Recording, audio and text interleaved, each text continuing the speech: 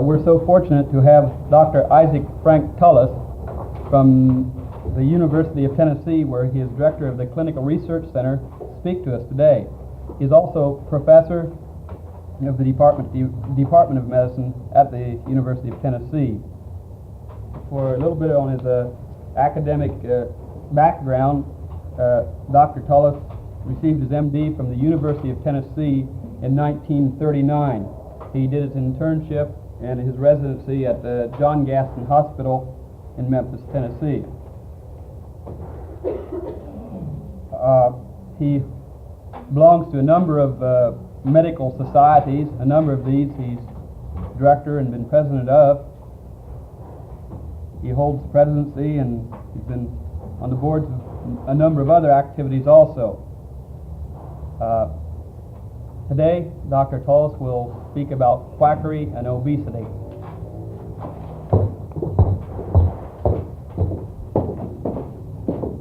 Thank you very much, Mr. Hart. I'd like to say that I'm much more at ease and much more comfortable up here than I am on that television recorder series there.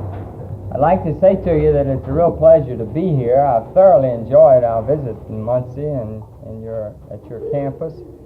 We arrived last evening and had a very pleasant time, and we sincerely appreciate your invitation to include us in your program. And I can't resist commending and congratulating you and your faculty on the fine program that you have put on, because I think it is only through such conferences as this one where we will get the public at large to give thought to what are our problems in the area of quackery and what should we collectively do about this. Because the truth of the matter is that each person as an individual tends to be reticent, reluctant to step in and to go forth with some program that will combat what represents unsound scientific practices. Having had the television and recorder, I can skip the first half of my talk almost, but I'll reiterate one moment only. And that is that obesity is a real problem in America. And I think perhaps just this first slide would illustrate it sufficiently, since we have made the comment. This slide does not outline the number of people precisely, but the important point to be made in this slide is that in America the great majority of us are able to maintain a reasonable weight up until 20, 22, 24 years of age.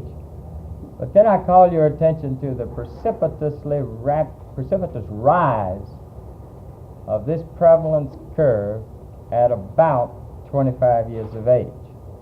Now this is a very steep rise. This ends us up with a great number of people in their 40s and 50s and 60s who are very seriously above desirable body weight.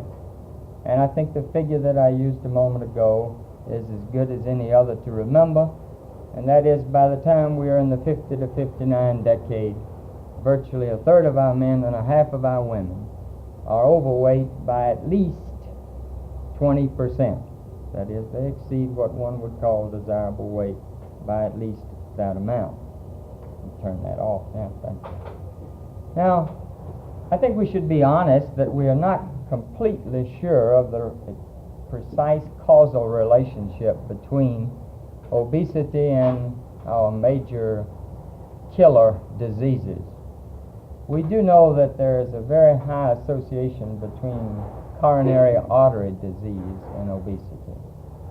We also know that there is a very high association between maturity onset diabetes and obesity. But I would urge that we be a bit cautious in deciding that obesity literally causes either of these or vice versa. The fact that the two are associated is significant, and I think we should keep it in mind in all of our thoughts about the total health hazard that is represented by excess body fat. Even if we had no importance or problem here, I think every physician would agree that excess body fat is a true detriment to all people during such instances as acute illness, anesthesia, or general surgery. The fat person has more trouble under these stress circumstances than the lean individual. And finally, if we almost ignored the pure health hazard, I think we would agree from a social point of view that the great majority of us would prefer not to be fat. We dislike excess body fat. We would prefer to be slender, so that it's a reasonable objective for each and every American to stay slender throughout a lifespan instead of following this rapidly rising curve at age 25. In a way, it's almost tragic that on one hand we have in the last 10 to 15 years made, literally speaking, scientific strides in the area of what we know about obesity from the chemical and physiological point of view. But on the other hand, we have had very little success taking these facts and applying them to the practical problem of how Mr. and Mrs. America can prevent obesity, or how that person can correct it after it has once occurred. In other words, the practical application of the information we have leaves us short of ideal treatment at this time. Now, I think in a circumstance like this, we almost have to expect quackery. We have to expect that there will be schemes, methods, approaches, come-ons, leads that will suggest to the person who is overweight that this is an easy way to solve your problem. So we should virtually look forward to having this, not that we like it, as a part of the problem of American life in the field of obesity. We don't want to dwell on treatment of the disorder itself, but at the risk of repetition, let me say again that I think the important thing in our present state of understanding is that whatever works to correct the problem for a particular person is really the important thing. On the other hand, I would say that we should make ourselves keep two criteria vigorously in our minds as we think of any such plans of treatment that might arise. And one is that every treatment program must observe the requirements of good human nutrition. And second, the program must not take the physiological processes of the body seriously outside the normal range. Any program that will produce and hopefully maintain effective weight or fat reduction that also meets these two requirements, in my mind, is perfectly satisfactory. Since we are going to put our attention to what are the quackery schemes, let's direct our thoughts first to what are our scientific facts as of now. In other words, what do we really know about obesity? And I'll show you, I won't try to cover all of this, but I'd like to select some 3 or 4 key features. First, the immediate cause of fat deposition in the human body is positive caloric balance. Caloric balance represents the balance between those calories that go into the body as compared with those calories that are expended by the body. And of course, while each of these can be broken down into various fractions, the biggest would be food and alcohol on one hand, and on the other hand, the energy needed for basal cell processes or basal metabolism, plus the energy needed to carry out our daily activities. In other words, the energy of exercise and activity. It's important to remember that the balance is what determines the fat in the body. There is no difference between a diet of 1,800 calorie intake in one day with a 1,600 calorie expenditure, that is a 200 calorie gain, There is no difference between that and a 3,000 calorie intake with a 2,800 calorie expenditure. It makes no difference at what level one is thinking. The important thing is, what is the difference between the intake and the output? And I think we should remember that in this complex picture of energy metabolism, we would tend to react that our own behavioral features of eating and exercising would be the two biggest ones to influence the net caloric balance. And I think this very likely is true.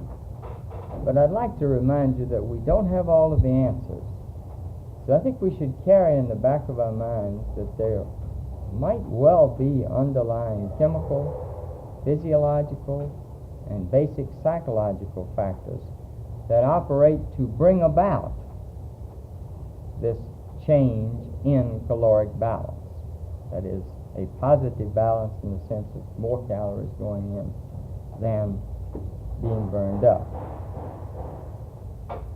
Unfortunately, though, since we do not at this time have a clear understanding of the relationship that might exist of any such basic factors and positive caloric balance, we must make ourselves concentrate on the only thing we can deal with, and that is positive caloric balance. In other words, regardless of what might be behind the problem, we have to look at the immediate cause, namely positive caloric balance. My second point is that the number of chemical and physiological aberrations that have been identified in obesity is quite great. In fact, I think the more of these that we demonstrate, the more confused we get. The confusion lies particularly in the area that we really do not know whether a particular aberration in a given individual is the result of the obesity, or might it be a cause, a contributory cause, or might it be just sheer coincidence? It seems not to be the last of these in the great majority of observations. So we're usually faced with a dilemma in a given individual or a group of individuals who are obese. What is the relationship between these chemical aberrations and the disorder? Is it cause or is it result? And we don't know. Would you show that next slide, please? I don't think it's important what some of these aberrations are, but I would like for you to glance at them because they're very fundamental. And here I've listed only 8 of these. Intolerance to glucose load, that is, administering glucose to the individual who's obese, leads to a greater rise in blood sugar. This is saying that the obese person is often diabetic-like.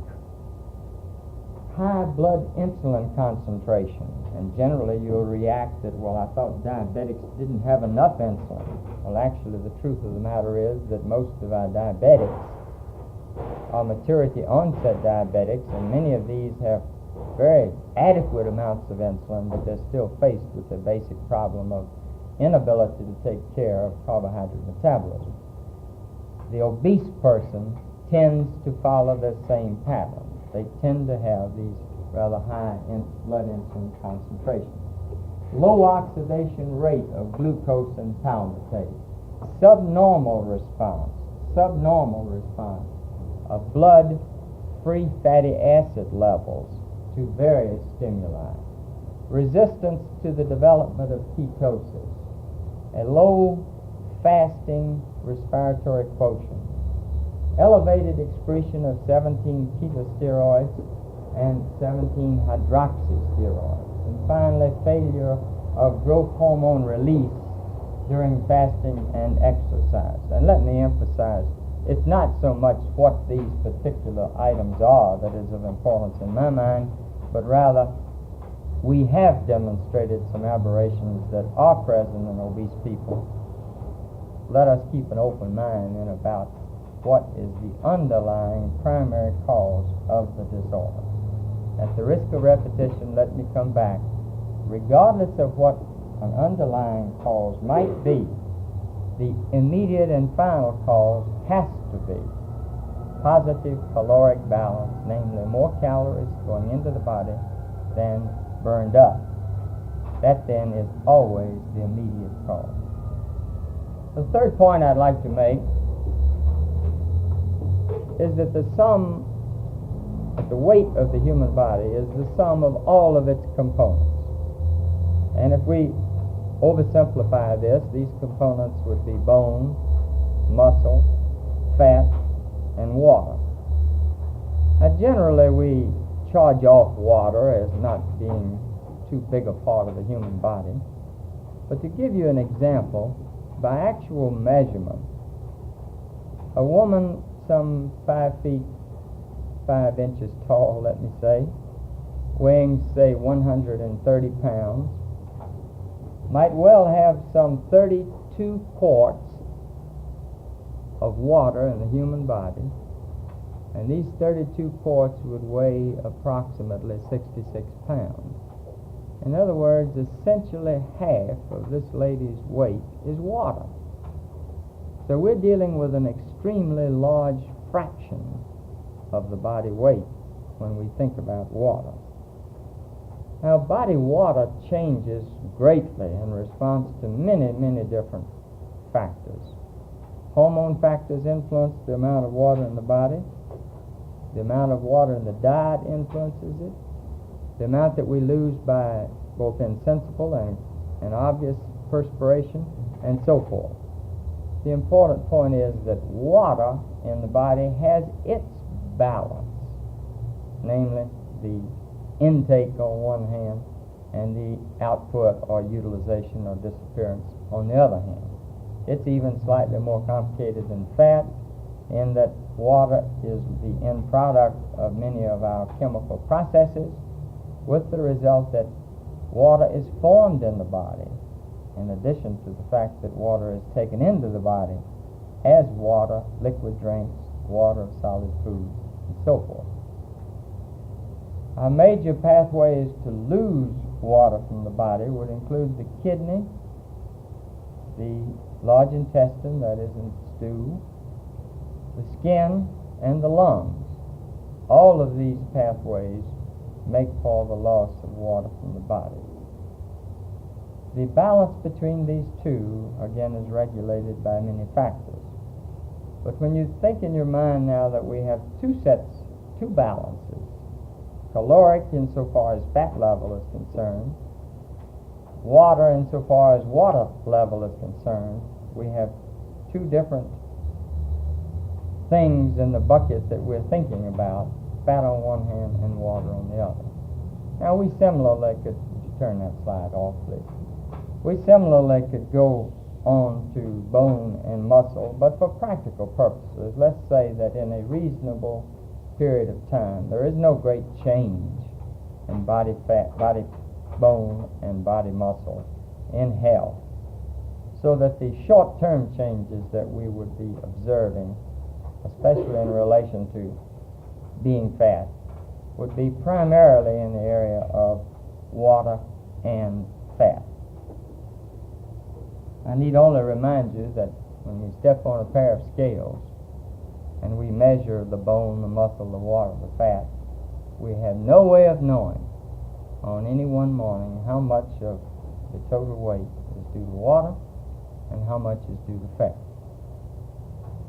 Now, fortunately, in the research laboratory, one can measure with reasonably good accuracy the amount of water that is there, and fat and other components too. But this is not a practical approach to the daily means used by the patient to determine whether or not he or she is losing weight or gaining weight, and so forth. My fourth point, whether we're teachers, health workers, physicians, or fat people, or maybe mixtures of those, we should remember that it is extremely difficult for an obese individual to control the amount of fat in his or her body. And this is true not just in the casual sense of people who pay no attention to their weight. It's true in people with highly well-motivated, who really put out the effort to control their body fat. It's true in research studies in which great attention has been given to motivating features, dietary instruction, so forth and so forth. In round figures, in the best of circumstances, something like 75% of people who are overweight, who enter serious-mindedly into a program attempting to lose weight, will succeed to a degree that each of us would call it reasonably good success, of the order of 75%. As you can recognize, the range is wide. But the most discouraging feature of all is that even under the best circumstances, only about 5 to 10% of people who do succeed in losing it return to their previous weight level in general. They may be slightly below it, they may be higher, the same as, or they may be slightly higher. The important thing is that weight maintenance, even after successful weight reduction, is extremely difficult. And I think we should face this on the front end, because if we give the feeling to, if physicians give the feeling to patients, or health workers in general give the feeling to individuals who are obese, that there is not a real problem, that anyone can lose weight, that all one has to do is push back from the table, I think we are going to fail, continue to fail, in our approach to correcting this problem. In fact, for practical purposes, if an individual can lose weight with ease by leaving off 1 pat of butter at each meal, that person doesn't really have a problem.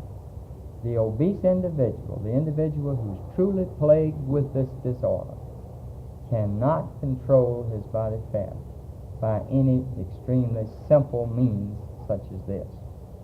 I personally doubt that it is a, quote, willpower problem. Obviously, anything we do is a willpower problem. But I doubt that it's fundamentally this. Because one of my own thoughts that I have to myself, I don't believe many thin people, lean people, people of ideal weight, are lean because of their willpower. The great majority of lean people eat what they want, do what they want, pay no attention to either of these. And nature does them well, they end up an ideal weight. A second thought that comes into my mind in this area of how hard it is actually, I really marvel at how it is we can remain at a constant weight at any time. I have said on several points here, so many calories per day. Let me remind you that we really shouldn't speak of daily caloric balance. We should speak of annual caloric balance. We should say, what are we starting out with on January 1, 1967, and what is our balance on December 31st, 1967? If we had a tub into which we were throwing somewhat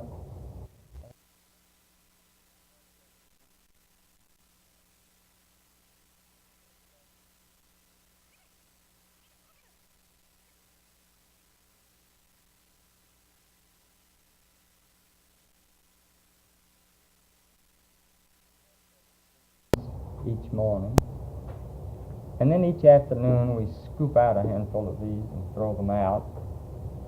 One is energy intake and one is energy expenditure. I would be totally surprised if at the end of 365 days we would end up with the same number of beans we started with. It seems to me we would have to have an inordinately precise counting of the beans going in and the beans coming out in order to end up with the same number of beans. And yet, Nature does just that with calories. We throw in so many calories. We take out so many calories. And some people end up within just a few points with the same number of beans at the end of the year. The fat person doesn't. The fat person always ends up with more beans.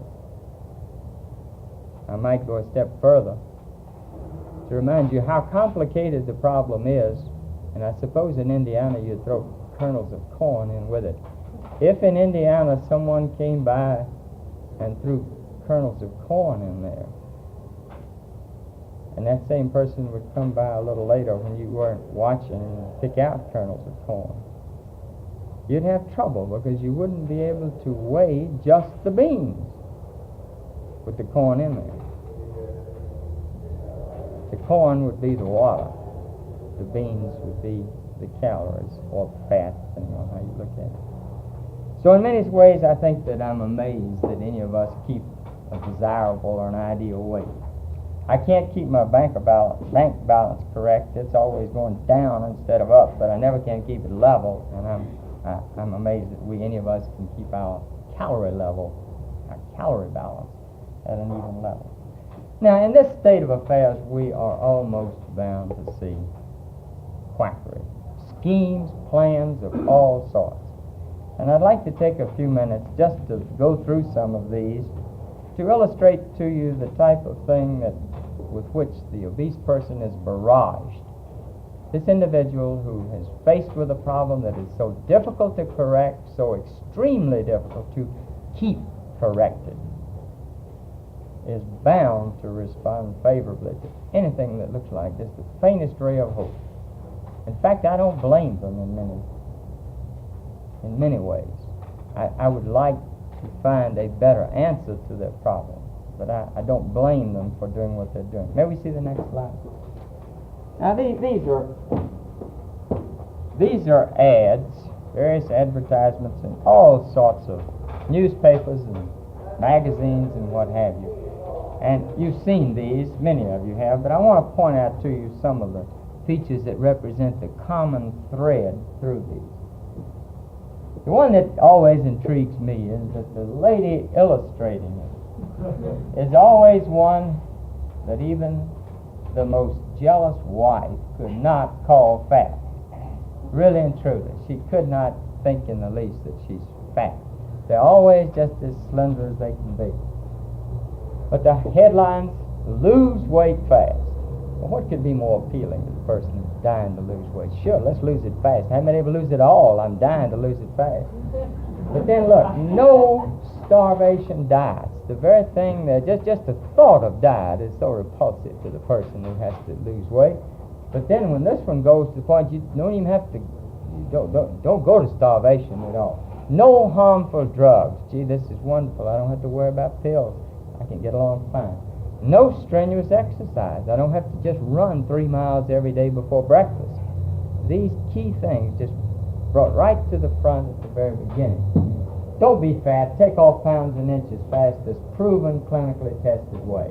Users, you notice who it is. Users report amazing weight losses of 10, 20, even up to 50 pounds, and they say it's great. Can still enjoy the foods I like and lose weight. Of course, the answer is down in the bottom. All one needs is Slim Mint chewing gum. Can we see the next one? Now, this one always intrigues me, the Blitz diet. The Blitz diet, and look what is immediately under it. I don't know anything that would be better than the combination of Blitz and then lose 5 pounds overnight. Who wouldn't give anything to lose 5 pounds of fat just during the time she's sleeping overnight? Wouldn't this be wonderful? You don't have to worry, because then you have 5 whole pounds that you can enjoy of food the next day. Now, we'll get to this in a moment, but a good figure to remember is that 1 pound of fat has the equivalent of 3,500 calories of energy. 1 pound of fat has 3,500, the equivalent of 3,500 calories of energy. to remain accurate with you, this varies slightly according to at what stage of weight reduction one's speaking of and so forth. If I'm right, then 3,500, 5 pounds would be 17,500 calories expended not in the day, expended in the night time of overnight sleep. 17,500. Do any of you know of anyone who under any circumstances have ever burned up 17,500 calories? I'm sure you don't. Learn the secret of Hollywood's incredible no effort, no pill, 1 day reducing formula. Unbelievable, sure, but guaranteed to work. Let's see the next slide. I call your attention again to the highly overweight lady that he's lifting there. Don't be fat. Reduce with Calax gum and plan. And again the emphasis, no unnatural liquid diet. Eat normal solid food. No starvation diet. No harmful drugs, guaranteed safe. Everything in the world that is the real problem and distress and agony for the obese person who's trying to convert to a negative caloric balance is pointed out here to be totally unnecessary. Just don't have to fool with it. Isn't it wonderful? Let's see the next one. Now, as a Baptist deacon, I can't elaborate greatly on martinis. But of course, alcohol represents one of our sources of calories of no value. The calories of alcohol are useless as far as we can tell scientifically. But literally, when one who does take a drink opens this magazine and finds how to grow slim with martinis and whipped cream, what could be more appealing than this? Let's see the next one. Now, I don't want us to belabor all of the details here, but these are facts about the martinis and whipped cream. And let's look at the top. News about a revolutionary reducing plan based on a remarkable biochemical discovery. Again, something that the obese person is just hoping will occur tomorrow, that they'll find this magic abnormality for which a magic pill will produce complete correction and complete cure. I might say I too hope we find this, but as of now we don't have it. And yet the very lead-on of a remarkable biochemical discovery is in itself a terrific influence on the person who is seeking a solution. And now available in a new book, which we invite you to read for 10 days at our risk. No problem whatever. I've almost wanted to write for this book. Incredible but true. You may eat and drink foods like martinis and whipped cream and grow slim, says Sidney Petrie. Someone else always says it. The man who reduces people who can't reduce or stay reduced by any other method, people refer to him by doctors. In other words, even the physicians are all for this in this particular ad. They send these patients to this man. What's more, Petrie says you may eat more than you ever thought possible. And who hasn't wanted to eat at what's next?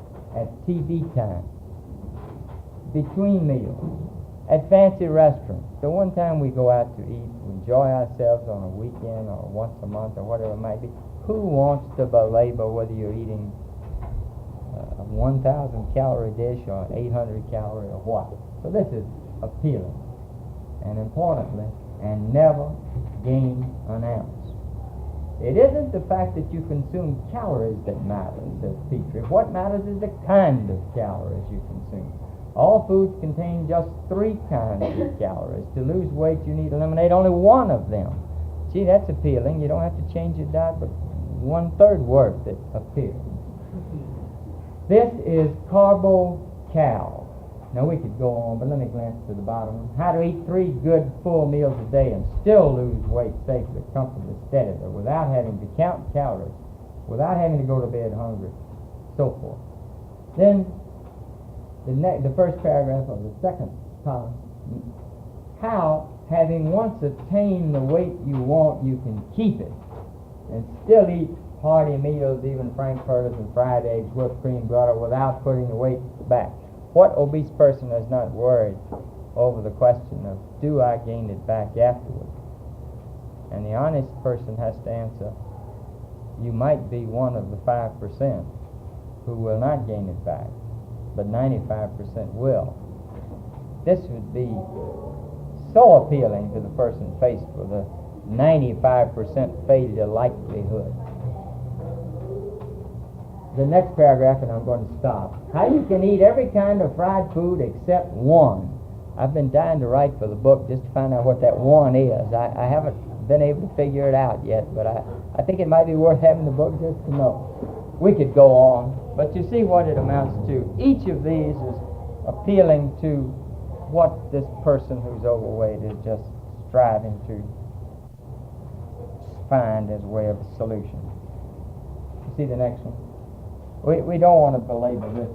I'm afraid you can barely see this, but what it amounts to is these are some case histories where carbocal has been used. And let's look at the first one. Helen G., typist, weight 141, diagnosis 20 pounds overweight, severe migraine and high blood pressure, use of standard 1,000 calorie a day diet. And that's just like scratching sandpaper against the obese person. 1,000 calories a day. It's a horrible thought to them. Brought no weight loss, but treatment with carbocal system. 20 pounds lost in 2 months. Migraine vanishes. Migraine vanishes, so you not only get total cure for your obesity, you take care of your other little problems with it. Blood pressure down. The next one, Jean J., housewife, gain weight with children. Treatment, various diet system involving pills, exercise, hospitalization, result, no weight loss. Treatment with carbocal, all excess loss in only 9 weeks. Later check back showed loss permanent, no weight loss having been added after the end of the treatment. Again, that's a little connotation. You will not only get it down, you'll keep it down. The last one, accountant, weight 275, active life, tied down to his job. Although careful about his calories, which is what the poor overweight person is always having to do, he remained overweight. The doctor switched into treatment with carbocal, 105 pounds lost in just under 5 months, 21 pounds a month. Who wouldn't love to lose 21 pounds a month who's fat? Loss of weight seems permanently retained. Let's see the next one quickly. I put this one up to remind you that probably the greatest quackery program in our immediate time where the calories don't count, of Dr. Herman Taller. Dr. Taller was indicted on several of the charges that were brought against him by our legal groups. I don't want to belabor this for lack of time, but the important thing is the real appeal here is calories don't count. We just don't have to worry about calories. And the second appeal, here's something that does something. It implies that it doesn't imply, it says that it corrects chemical metabolic abnormalities and makes the whole problem of losing weight an easy one without counting calories. America and American medicine were fortunate when Dr. Taller used some of the material from his book to say that these capsules would do the job. Because actually you and I, either one, can write anything we want in a book. We can say what we want in a book. But we move into fraud only when we say that something will be done with a substance such as a capsule, when it is not true. So it's not the book, it was the interrelationship of the book and the capsules that led to licking this particular problem. Let's see the next one. These two I want to show you only because they're devices, and Dr. Meeks will take this up next week, and he may or may not use these particular ones, but I wanted to point out to you that food and exercise are the corrective steps for obesity, and the things we've looked at up to now have been largely things that will get around food and exercise, that will make it easy. But this is rather interesting. These are sauna slimming underwear, and these are snug fitting at the wrist, and often at the waist and at the ankles. And these marvelous garments melt away this fat so that you really don't even have to think about caloric balance. This is just wonderful. pay no attention. You notice there are different models even. There's Model H, Model C, Model F, any shape, with the only requirement that they're always beautifully slender and, just right. Can I see the next one? And finally, exercise with the machine. All you have to do is turn the machine on, put this on the thigh, and let it vibrate away or electromagnetically disperse or something calories of energy, so that we can enjoy our newspaper, our book, and our what have you in this wonderful lounging chair and not have to really get up and do anything about it. In other words, burn up calories with a machine, as it were. Would you turn that off now? Now, what we've said here is that there are various methods, there are various systems, there are various features of appeal to the person who's overweight through these quackery presentations. To me, the most important single feature is that the great majority of such schemes do seem to be successful. If there was not an apparent success, people wouldn't do it. If I read that ad and it said that I would lose weight and I gained weight on it, I think the natural thing is I'd say it's a bunch of hogwash and I'd quit it. But that isn't what happens. People do get a change in their body weight on their scales, and they allow for error. Maybe my scales are a fourth pound off, but I weighed 172 yesterday and I weigh 167 today. And suppose the scales are off a quarter pound. That's still good. And that's what happens in a great many of these schemes with which we are faced. I'd like to devote the rest of our session to trying to at least impart to you why I feel some of these schemes do have apparent success. Because let's face it, just saying that something is scientifically unsound does not convince the person who is fighting the problem. I'm talking about highly intelligent, well-educated people. You cannot argue with success. Now, I hesitate, apparent success. You cannot argue with success. And therefore, I think we should learn what are the reasons for this apparent success. These occur in several areas. One of these is diet composition and caloric balance. And I think probably most of our schemes exist because of these particular features. In general, the various schemes listed here and others use as their most common pattern one of a high protein, high fat, low carbohydrate diet with de-emphasis on calories and so forth. And many such plans will include a lot of other things with them that I like to call gimmicks. And this could be safflower oil, special fruit juices, vitamins, minerals, appetite depressants, bulk agents, slim mint, chewing gum, and so forth, so forth. But frequently the underlying step is a high protein, high carbohydrate, low fat diet. The gimmick at times is moved beyond the level of simple gimmickry, I suppose that's a good word, to the level where the person is is sold white tablets and pink tablets. And they start out taking 2 pink tablets and 1 white tablet along with this eat all the fat you want diet. Once a day for 3 days, and then they go to 1 white tablet daily for 5 more days with a pink tablet on every 3rd day, and so forth and so forth. In other words, the intricate detail of these various pills, and it really doesn't matter what the pills are. Now, why might this work? Because these people lose weight. Don't kid ourselves. They lose weight on the scale. I've selected some results from some studies we did that I hope will illustrate to you vividly how one can alter the amount of weight lost in a given block of time. May I see that next slide? I'd like to go back just a moment to remind you that the human body is made up of bone, muscle, fat, and water. And when we weigh this human body, we're weighing all of these components. Now, this is a study performed, this happens to be one patient, performed in the hospital under totally controlled conditions where we were able to state with authority the caloric intake, and at least we can state with authority that the caloric expenditure remained as constant as one could get it by fixed daily activities. I personally think it was quite constant. Now, we're not dealing with 1 day, 2 days, and 3 days. We're dealing with 18-day periods.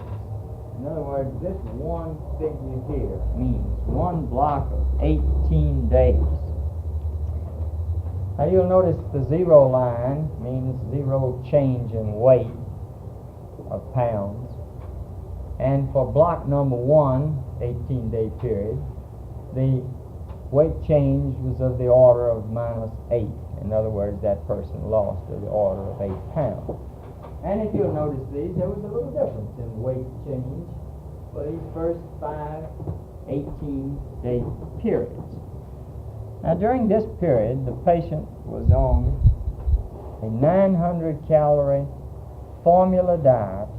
The reason for the formula was the research study in order that we can get the most precise content of protein, fat, carbohydrate, vitamins, and minerals. In other words, we were able to keep constant the factors that we wanted constant and able to change the factors we wanted to change. But on an underlying 900-calorie pattern, and if you will, let me refer to this as the normal American diet. Now, that's not quite true. There's no such thing as a formula that's the normal American diet. But it's a baseline diet that really is sort of a reasonable mixture of protein, fat, carbohydrate. Then look at period 6. In period 6, this formula was altered for the full 18-day period, in which 90% of the 900 calories were derived from fat. In other words, an extremely high fat formula. This would be comparable, then you can see quickly, to a high-fat diet. Now, I might say that's greasy stuff when you drink a formula, 90% of its calories coming from fat. But look how much weight was lost here in that block of time. Much more than any one of these 5 that represented the baseline observation. In other words, this is supporting perfectly the story that we just said a moment ago in the various slides, that people can eat fried food, they can have a high-fat diet, and they'll lose weight. There it is. We took formulas, chemically analyzed, and we gave them 90% of their fat, 90% of their calories from fat, and they lost more weight. Total body weight on a pair of scales. Then what happened? Then we moved them back to their, quote, normal American diet. I'm referring to the formula. Well, look what happened in that next 18-day period. They gained a tad. And the truth of the matter is that if you average this one and this one, you come pretty close to the average of these 5. So while you had a change during the 18 days of 90% fat, you don't have a change that persists when you get back to anything like a normal diet, in quotation marks.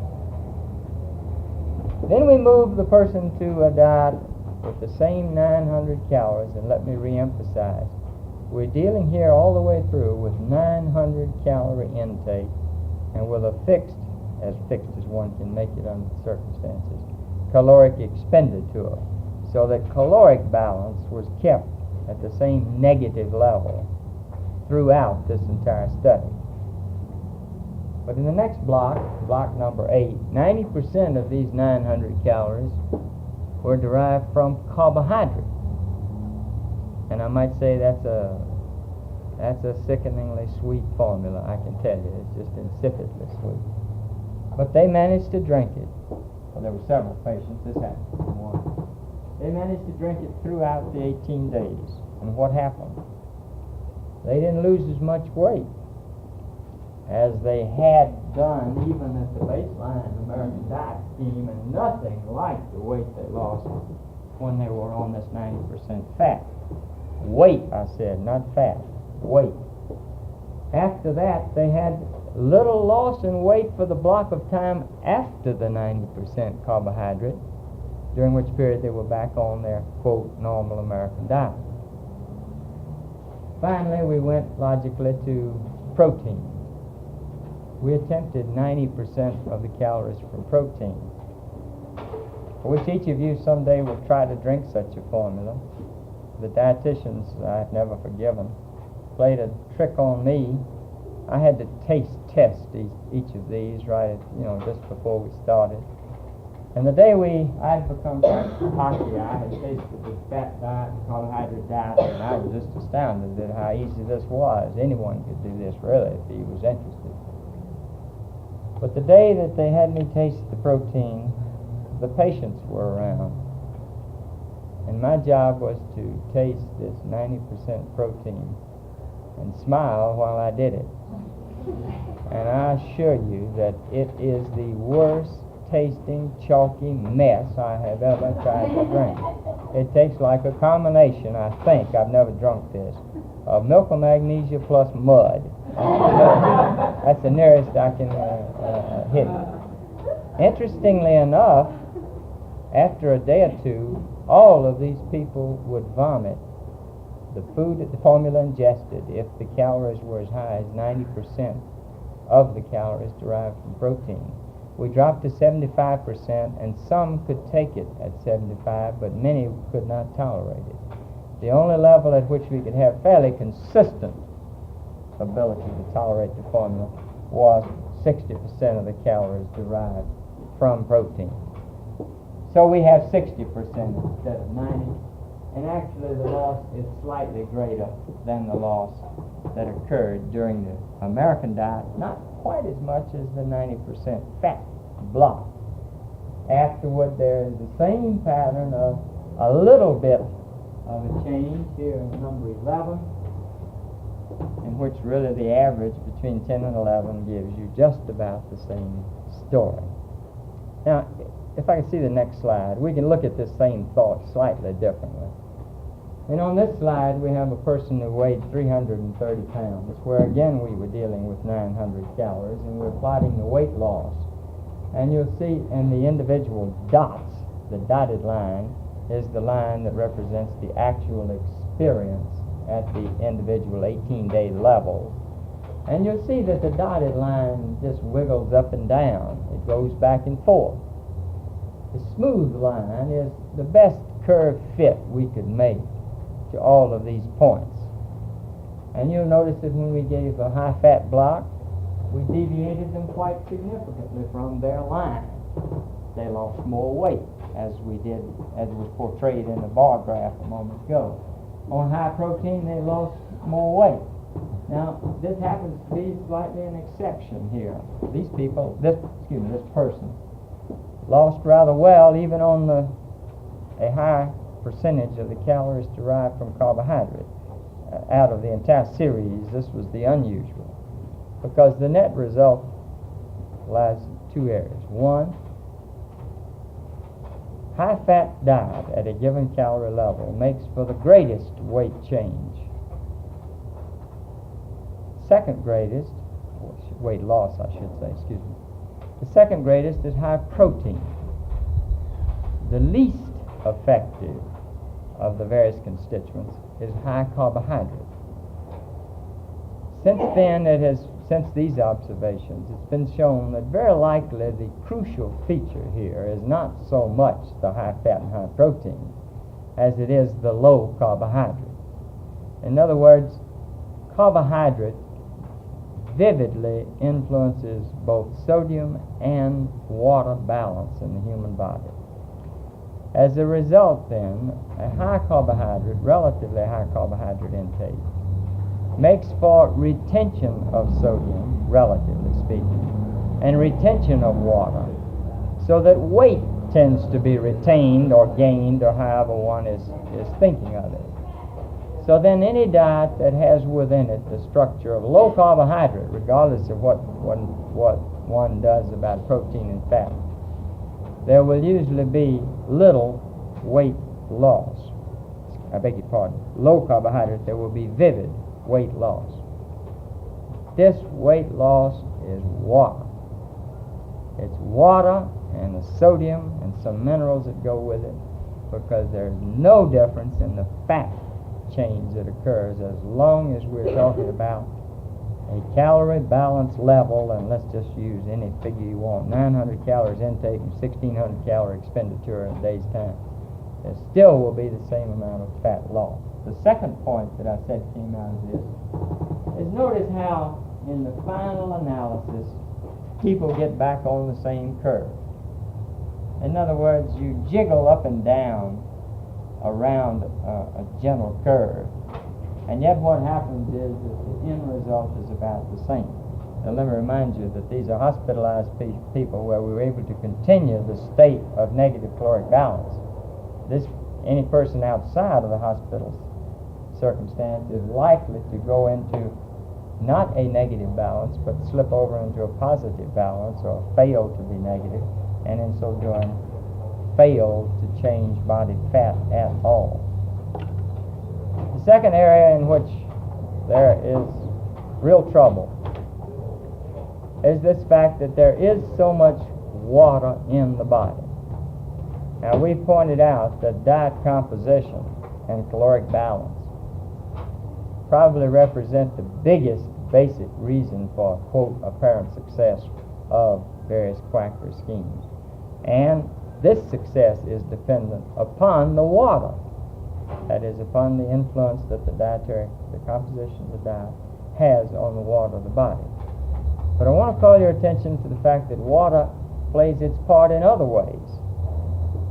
If, for example, the physician prescribes a diuretic agent, this is an agent which will force the kidney to excrete more water than the kidney would ordinarily excrete.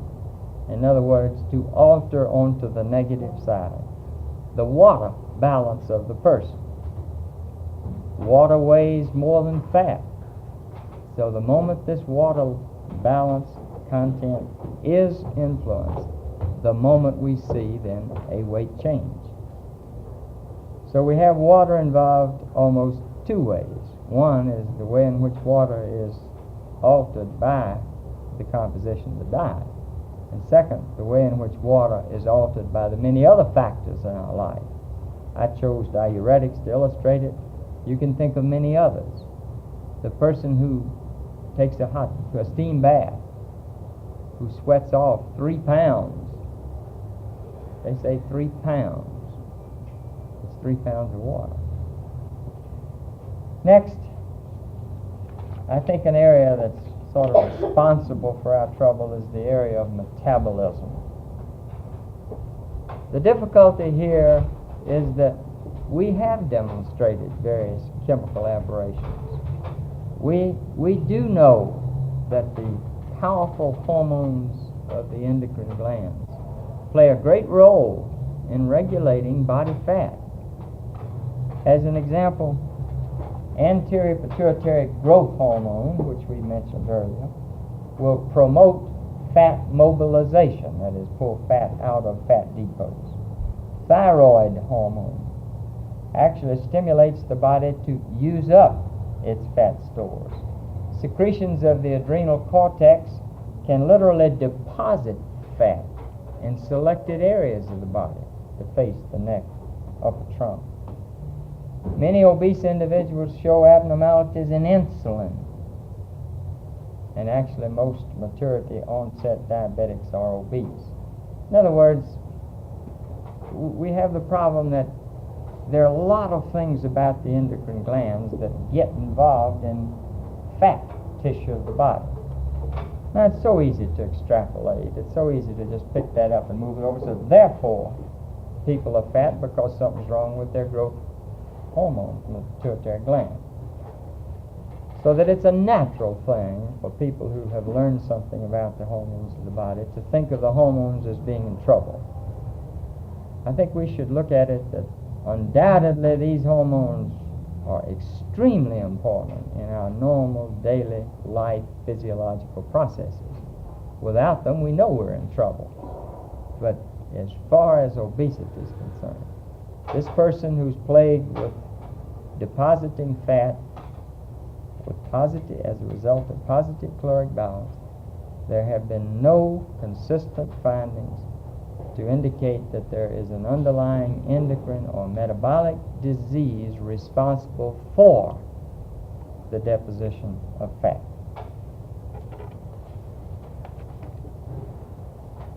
Drugs represent another big area for quackery.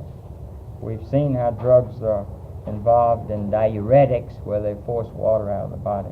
We see where drugs are involved in the form of thyroid, for example, that presumably will burn up fat.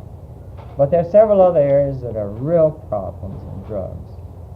And again, they harp back to the fact that every one of us who wants to lose body fat would like to lose it with ease. And the most outstanding of these are the appetite depressants. Now, I think there are good bits of evidence to show what these agents do. That is, the effective agents among them, the agents that have real physiological chemical effect on the body.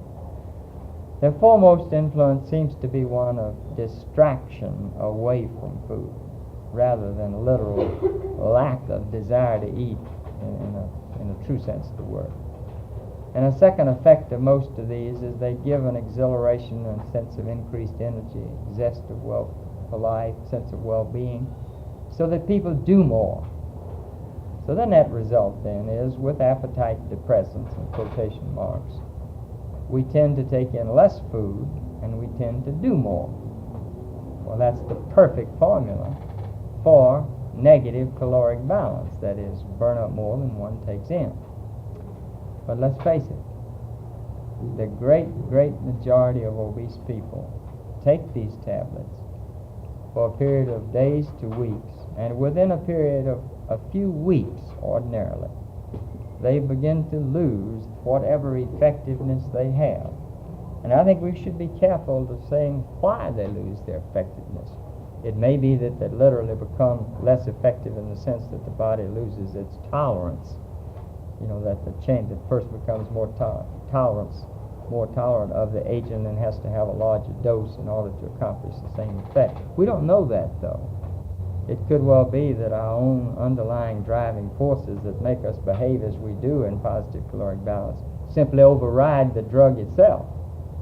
So I think it's better to state that the observation is that these drugs usually fail after a period of time. Finally, I'll just mention only the various devices which I illustrated in the slides, because devices are such an easy approach. They don't touch our diet. They don't interfere with the thing we enjoy. And these are endless. Electrical stimulation of muscle contraction, steam baths, steam cabinets, ring rollers, vibrators, massages, electromagnetic instruments, the plastic blouses and slacks.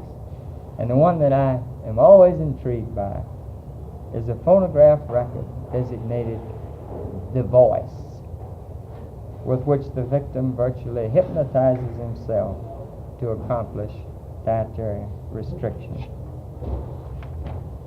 I want to close, and I'd like to close with a few comments that we're dealing with a difficult problem. We're dealing with a problem in which, as far as we can tell, at the present day understanding, caloric balance and caloric balance only determines the amount of fat in the body. The average person and his or her physician makes an attempt to measure the changes that occur in this fat material, but is unable to do this with any degree of accuracy, largely because of the terrific fluctuations in body water that occur. And obviously with water and fat both changing, as in beans and corn kernels in and out of a tub, we really don't know what is happening to either one over any short period of time. Finally, I don't think we have the answer to the really effective treatment for obesity, and we should keep looking for it. And I think the only way to approach it is that of saying that we must face the issue of caloric balance, that we must make our best effort to make the accurate measurement of fat loss. And we do this by measuring weight change over a long period of time, such as the curve I showed, not the short block of time in which the water fluctuation would be constantly confusing. And finally, let's keep an attitude that it's not easy, that it's really difficult. And a 75% reduction success is all right, but a 5% ultimate cure rate is very discouraging and disappointing. I've enjoyed very much being with you, and I hope some of the thoughts that I've been able to review with you will be helpful in your own thinking. Thank you.